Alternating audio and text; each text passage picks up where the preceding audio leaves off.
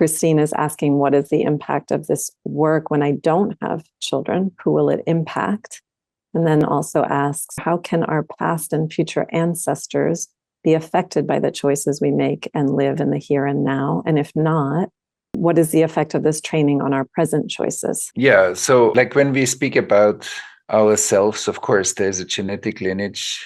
These are our own children, our physical children. At the same time, whatever we keep unintegrated means that it has not been integrated into the wholeness of who we are. It's like split off repetitive information. So when we leave this life, then that information stays in the collective field. So the next generations have to pick that up anyway. So it's not just about us personally and our biological children. It's about that, but it's bigger than that. The more wise or integrated or also ethically sound our life becomes, we actually are more in touch and open to receive information from the future, information from the so-called past. What is past? Past is unintegrated information, because the integrated past is here. The integrated past has this conversation, is aware of this moment. So when some people say history is the past, I would say no. For me, history is integrated history is this present moment, is how all of us can participate in this conversation right now, how all of us participate in democracy now, how all of us participate in what we're going to do about climate change.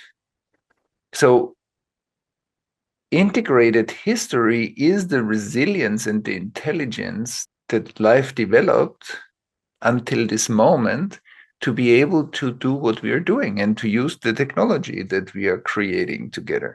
And the past, I believe, is the information of history that has not been integrated, which means it was too traumatic, it was too split off that it couldn't, not because our ancestors were not able to, but it was simply too overwhelming. Same, it might be that for us, some parts of our lives are too overwhelming.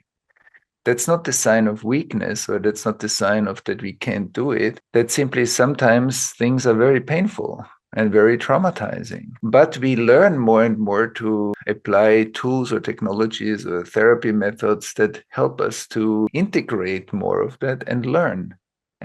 So the more of the past we integrate, we learn, that affects our choices today. And I believe that when we see trauma that heals here, we always see like an energy stream that grounds itself. That's the individual dimension. And then it's almost like a domino effect that, of course, my grandmother's experience in the Second World War. And when I heal part of the after effects in me, I'm not healing her trauma, I'm healing the after effects that I carry in myself.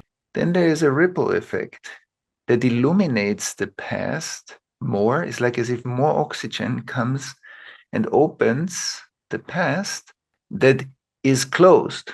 It's like a subtle wind that comes into the past and makes it more loose, more open, that it's not like a concrete field, it becomes more open. So the ground, the permafrost in our cultures, becomes warmer and starts to melt, And the more it melts, the narrative of humanity can integrate itself. The split between cultures, or the racial split, or the split between parts of societies that had civil wars or had genocides, that split slowly can integrate itself so that we can have a mutual future. Otherwise, we recreate a separate future because we are unconsciously recreating that past. Even if we have good intentions, we won't be able to manifest them. So if I want to integrate all the great intentions that I have so that I can walk my talk, the healing of the past will stop the repetition compulsion.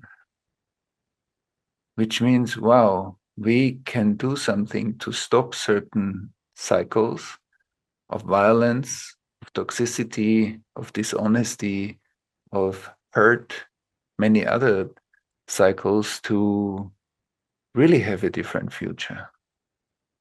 And we all know, even if I have a good intention, when I see a pattern in my life, and sometimes I say, okay, now I won't do this anymore. And then I get triggered, and then I see, and then I say, oh, it happened again.